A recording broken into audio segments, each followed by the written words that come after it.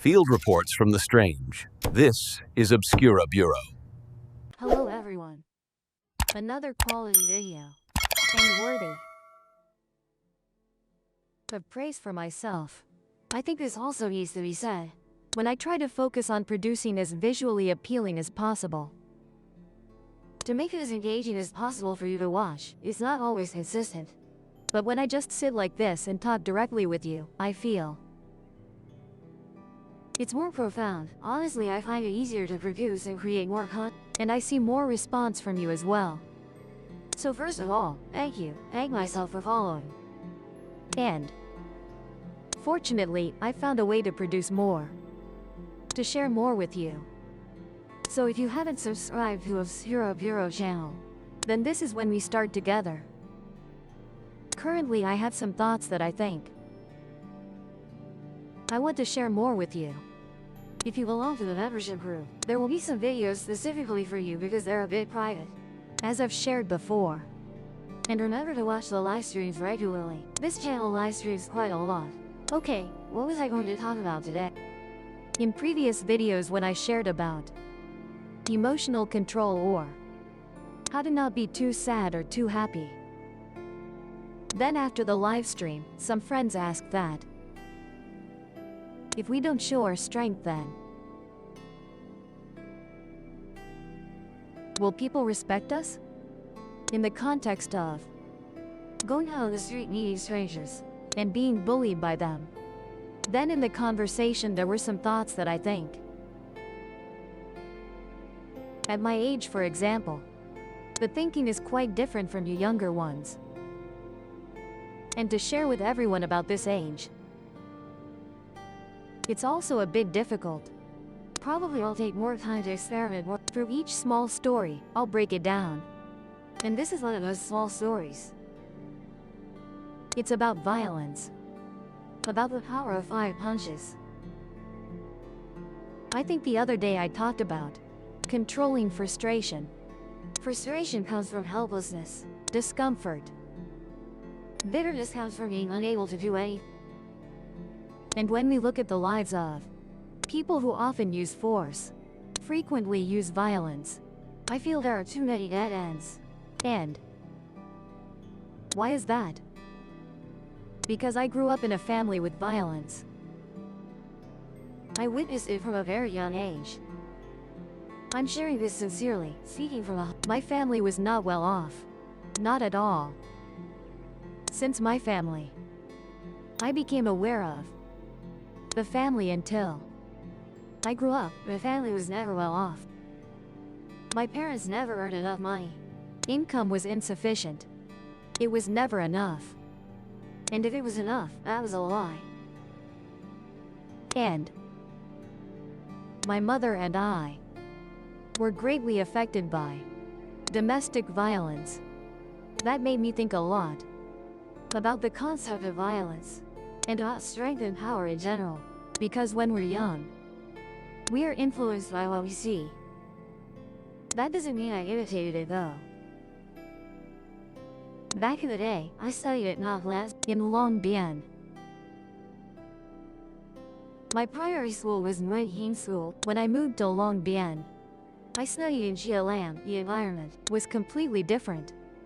At Nguyen Hinh School in the 18 Pon Kiem T swear, didn't curse at each other. But when I went to Northland School, the first thing I experienced was that here, students swore a lot. It was terrible. And then, they fought a lot. People solved everything with fists. And I was a new kid. So of course I also got beaten by the neighborhood kids. Then you know what? I was a new kid who moved to that neighborhood, and got ganged up on by the neighborhood kids. And when I fought back, then got beaten by my father. At that time I felt very unfair. I felt like, why is it like that? Why was I beaten? Where did I go wrong? When I realized the inequality and injustice that was like, what's wrong with fighting for it? I realized that if I don't fight back against them, if I don't resist, they will push further next time. They will increasingly bully me, and indeed, they kept bullying me more and more. More and more. And especially since I lived in that neighborhood, living in that area meant I would definitely have to face them every day. It was really hopeless. Like I couldn't stab them. And if I stabbed them, I get beaten again because somehow self-defense was considered wrong. Therefore, very indignant. And also very helpless. And it was very frustrating, very irritating. And then I started to learn about a concept called there were gangs. Threatening, showing off. Factions. Even in middle school. From kids 10 to 12 years old. 6th grade is 12 years old. Those children. So tiny like I had already formed groups, divided into factions. To fight each other. And just by agreeing with one kid, the other would beat. And from such a young age, had already been exposed to such concept. What do you think I would feel about violence in general? Which group would I join? That. Our choices. At the age when we are still so immature like that, it often leads to ways of thinking that are somewhat skewed in the concept of the world around us. When I was that young, I thought that just by hanging out with that kid, we would get protection. Right, isn't that correct? There, just by hanging out with that kid and getting protection. That's good, that. But when hanging out with them, I would also have to go along with them. Hanging out with them, I would also have to stick together with them. Responsibility, right? If I have rights, I must have responsibility. I had to serve them too. At that time, I realized a truth like this. I realized that I could run away from them. I could run. They chased and hid me. I could run faster than them. Because my legs were very fast. Am not tall, but I run much faster than them. But no matter what, no matter how I run, I always run home. And 10 guys punching me. It doesn't hurt as much as everyone hurting as much.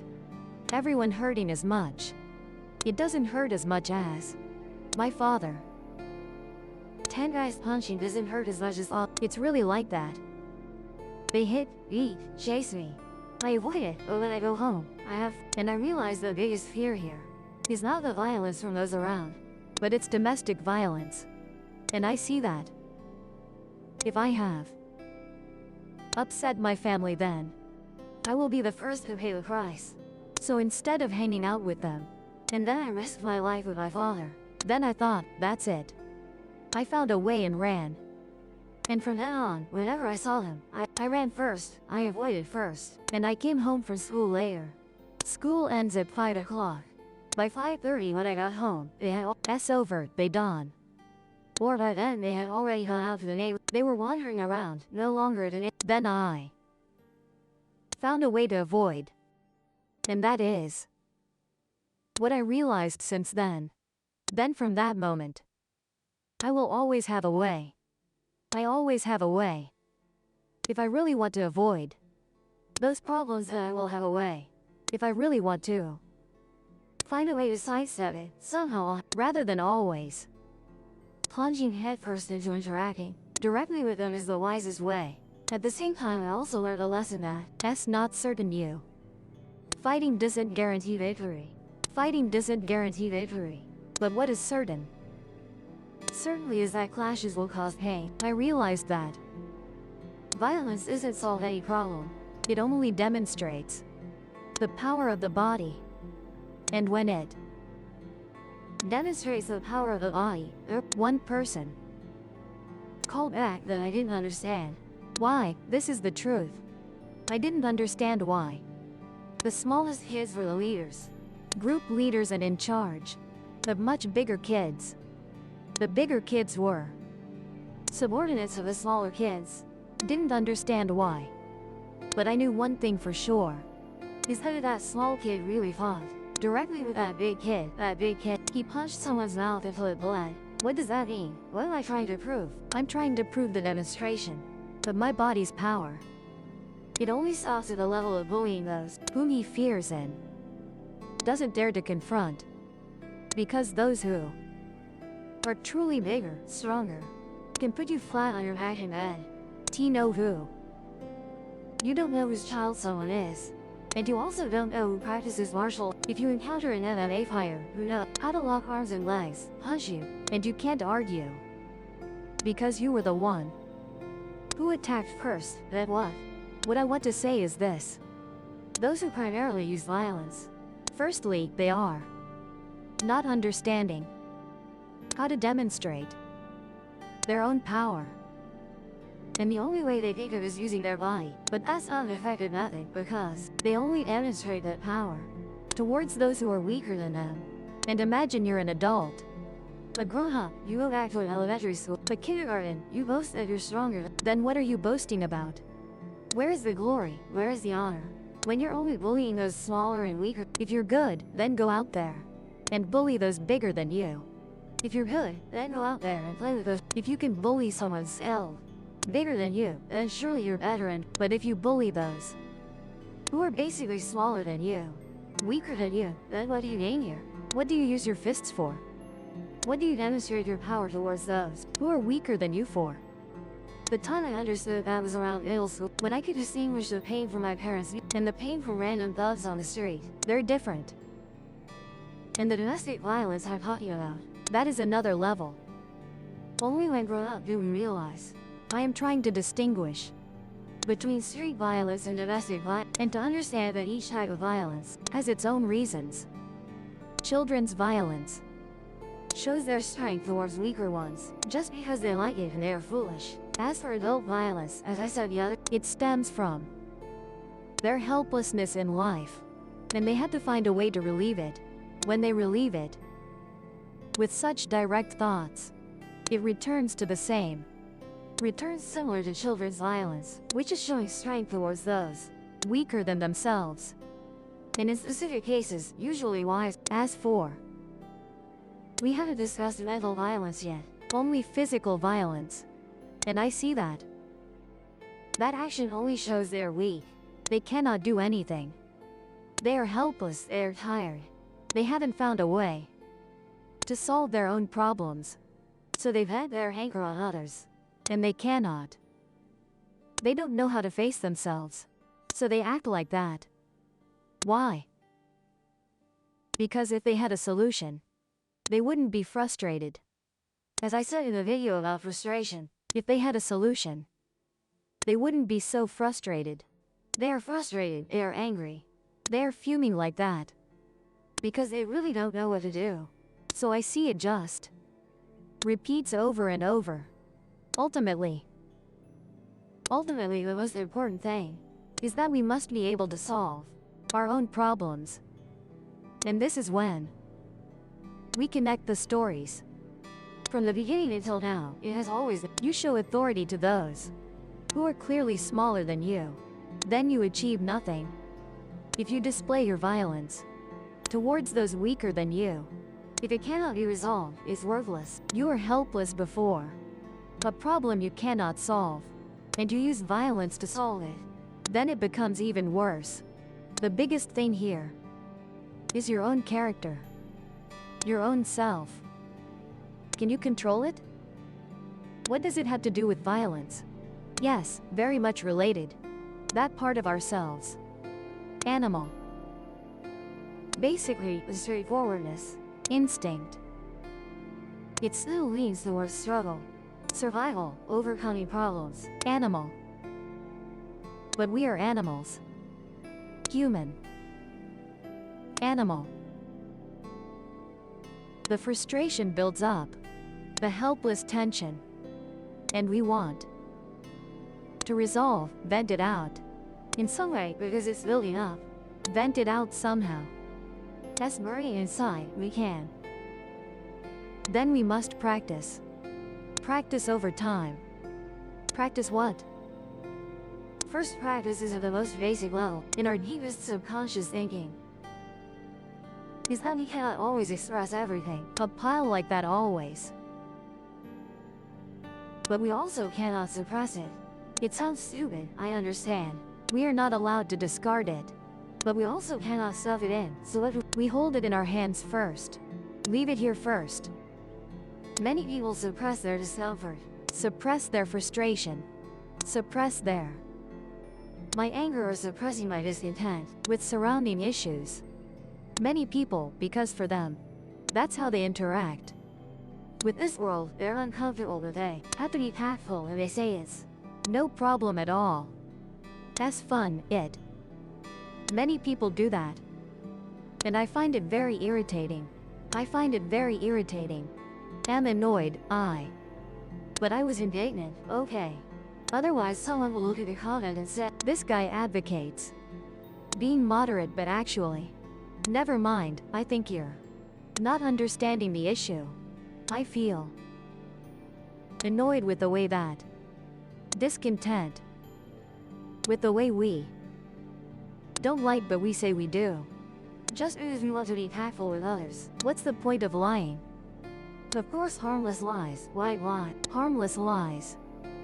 It's totally fine.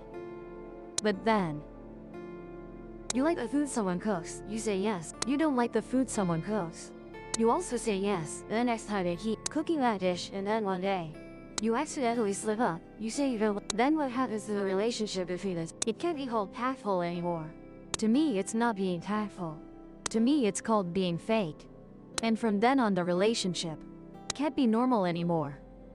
Because honestly speaking, I don't know in the entire relationship between me and them, from the beginning until now, how many lies there have been.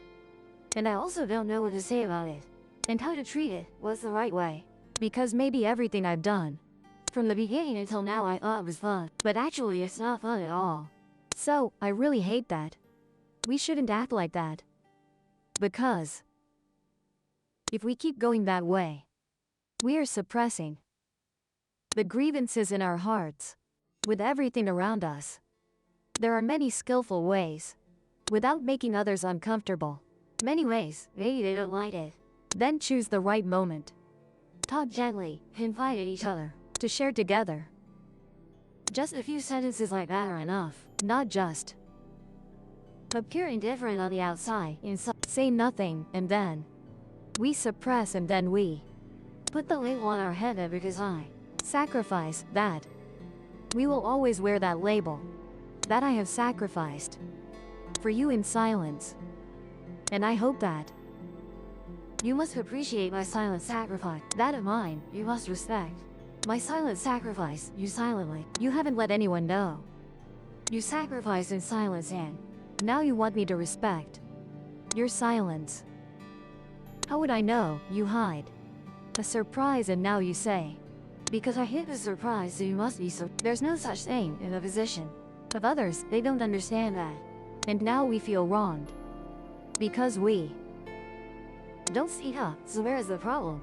The problem is with us, right? We're T-share, we don't. We don't express that. We keep it inside and feel unfair. Because I have sacrificed so much. I have done so many things that you don't. But if we don't speak up, how would anyone know? And why keep expecting that they will understand automatic? Sorry, in this world no one is a fortune who can read others' thoughts. The only way they can know that is, they're in their own situation. Isn't it making things difficult for others? I'm even making things difficult for myself. And that discomfort inside just accumulates over time.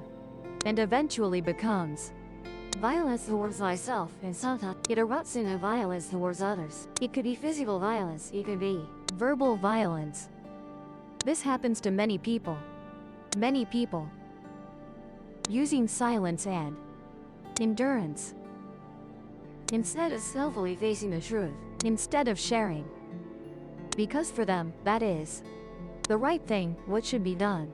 That's what needs to be done to protect a relationship, so that two people maintain the most precious harmony. But you know what? With these people, just argue 2 to 3 times in a pub. With people like that, just provoke until they argue about that issue. A big argument, thinking that a big argument will ruin the relationship. But after having a big argument, when they pour out all their thoughts, then naturally the relationship will improve. That's what I want to share. Is if we don't express our own thoughts, our discomfort with things around us, then how can we be at peace with ourselves? Can we control the person within us? We had to be the master, right? Why should we be the slave? So let's find some way. Skillfully share the things that bother us with others, the things we don't like with others. This isn't, I hate you so I say it, but simply, I really respect the relationship between you. So, I need clarity between you and me. Earlier, you did something I didn't like. But at that time, everyone was having fun. I didn't want to say anything because it would have been, if I had spoken up then, it would have affected your image.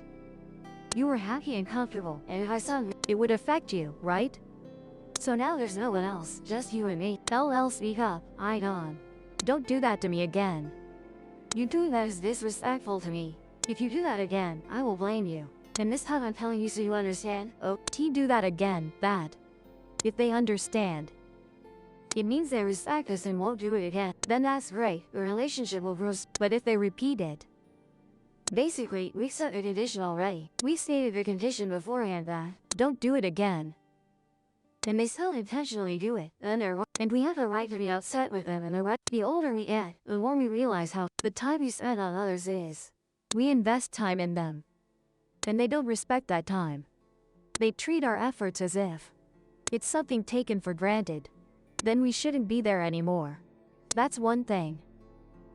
Control your frustration by not suppressing it, but expressing it with words that we can use. Okay? And second, as violence the words one side. We direct the spearhead of all problems. This is a complex that it has many different forms of complexes that each person will have. May have a few different experiences, like a story. But my friend, for example, he has a complex that he always feels inferior to others. He is a very capable person, very intelligent thinking, very clear and coherent. However, it always sees the good in others, but for itself, it only sees the bad in itself. It sees everyone around as good at this, good at this, good at that, good at everything, meaning in the direction. Conversely, it is not good at those things. It feels it is not good at those things. Therefore, others will be better at those things. Understand? It only sees others. Others are good because it is not good. For example, I run YouTube channels. I run several YouTube channels while it doesn't. So it turns to look at me and says, "That is good, runs many YouTube channels." It doesn't run any channels. So it sees itself as not good. Meanwhile, if you do it. You turn on the camera, say things. You need to speak, and naturally, it will become a channel, and it is. Not doing, it says. Incompetent, appearing before.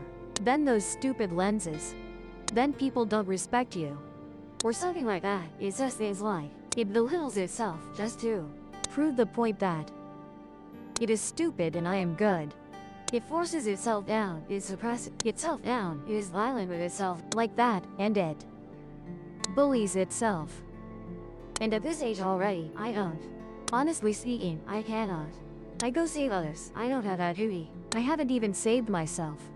So why could I do something like that? I'm not that great. Therefore, that's what I think each person must be honest with themselves. Reveal about oneself, as I just said. That is skillfully revealing. With friends, be skillful. Reveal for yourself, make peace. Face yourself to understand who you truly are. Don't try to turn yourself into a movie. That's worse when you. That way, we'll relieve some of our own helplessness towards the things around us, and once relieved, somewhat naturally in our hearts we'll be calmer, quieter, more comfortable, and only then can we begin to perceive the world around us. Basically, this is about controlling the storm. Why am I angry? Why is there a storm? The spiral of thoughts has existed for all. I untie each.